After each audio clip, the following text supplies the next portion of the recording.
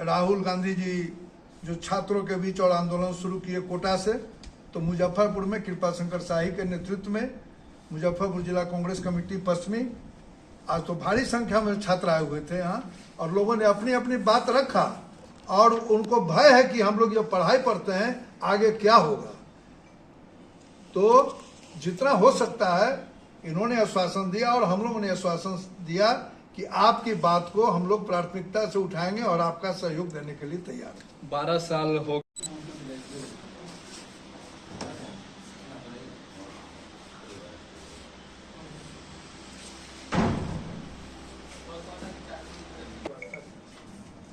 नमस्कार साथियों, आज एक बहुत ही महत्वपूर्ण विषय पे आप लोगों को यहाँ आमंत्रित किया गया है।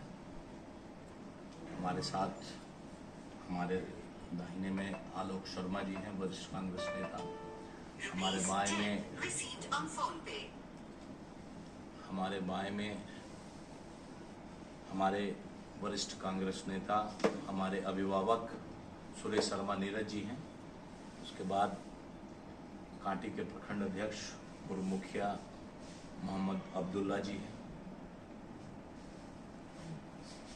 विगत दिनों में जो लगभग लीक की घटनाएं सामने आई हैं, सीबीएसई के रिजल्ट में जो परेशानियां सामने आई हैं और लगातार जो शिक्षा व्यवस्था है वो कहीं न कहीं रसातल में चला जा रहा है, उसको लेकर हमारे नेता लोकसभा में नेता प्रतिपक्ष आदरणीय राहुल गांधी जी ने छात्रों की बातों को मुखरता से उठाने के लिए एक आंदोलन की शुरुआत की, जिसे हम लोग छात्रों की गूंज नाम से शुरू किए हुए हैं। उसी के तहत आज सैकड़ों छात्रों का एक बैठक हमने अभी कुछ देर पहले समाप्त किया है, जिसमें छात्रों ने अपनी बातों को रखा है, उनकी बातों को हमने सुना है और उनके सुझावों को हम अपने नेता तक भेजेंगे। जैसा कि आप सब जानते हैं कि अभी जो स्थिति है देश में शिक्षा व्यवस्था की, प्रतियोगी परीक्षाओं की, वो कहीं न कहीं सिलेक्शन सिस्टम के बजाय रिजेक्शन सिस्टम दिखता है।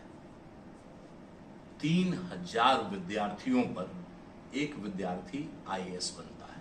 अगर 3000 विद्यार्थी प्रतियोगी परीक्षाओं की तैयारी करते हैं और उसमें परीक्षा देते हैं, उसके बाद एक विद्यार्थी उसमें से आईएएस बनता है, उसमें से 30 विद्यार्थी आईआईटी में जाते हैं, लगभग 180 विद्यार्थी, मतलब हर 3000 व्यक्ति पे ये डेटा है, लगभग 180 विद्यार्थी डॉक्टर बनते हैं, मेडिकल में प्रवेश लेते हैं।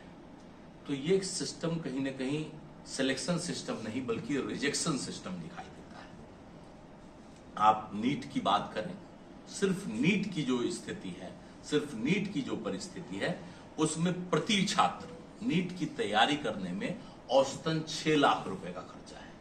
एक विद्यार्थी अगर नीट की तैयारी करता है, जो आज का स्तर है, उसमें एक विद्यार्थी को 6 लाख खर्चा आता है।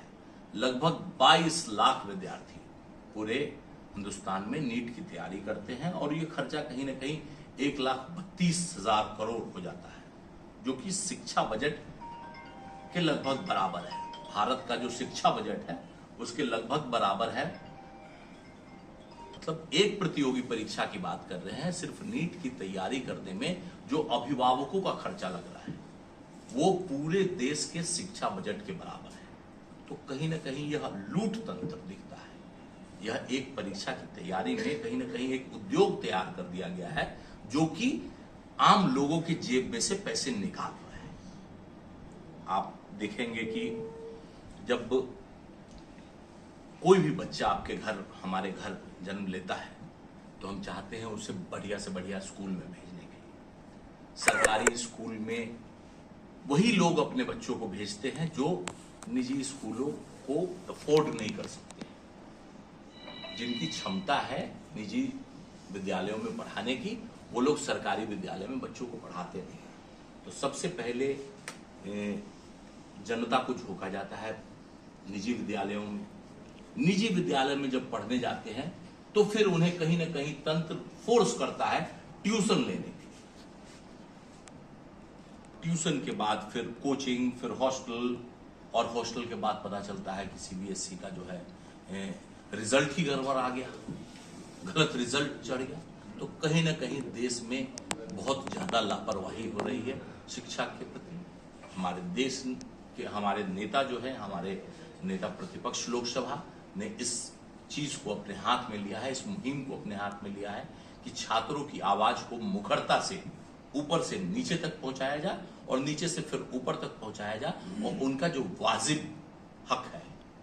मान लीजिए जिस तरीके से पेपर लीक हो जाता है, आपने देखा है आए दिन आत्महत्याएं की घटनाओं को आपने देखा है, सुना है। कोई व्यक्ति का 30-30 लाख रुपया खर्चा हो जाता है एक और आम साधारण परिवार का, और उसके बाद पेपर लीक जैसी घटना हो जाती है, तो उसके बाद उसका जो हताशा होता है विद्यार्थी का, वो कहीं ना कहीं आपने सुना है कि आत्महत्या के रूप में परिवर्तित हो जाता है। तो ये सब जो मार्मिक स्थितियां हैं, और देश जो है बिल्कुल, देश की सरकार बेपरवाह है। छात्रों के प्रति जो गंभीरता होनी चाहिए, शिक्षा व्यवस्था के प्रति जो गंभीरता होनी चाहिए, उसमें घोर अभाव है।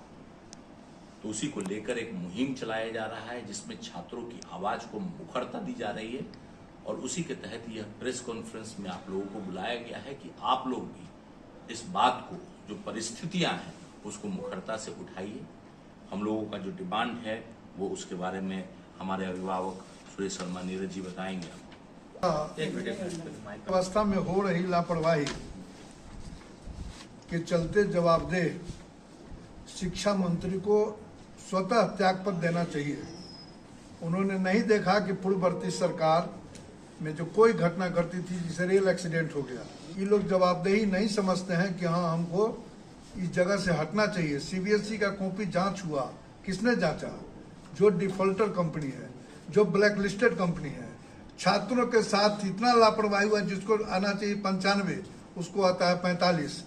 ये बहुत ही दुखद और गंभीर बात है। इसलिए सरकार जो शिक्षा का महत्व नहीं समझता है, ये सरकार को रहने का अधिकार नहीं है। शिक्षा मंत्री के साथ प्रधानमंत्री को भी त्याग चाहिए।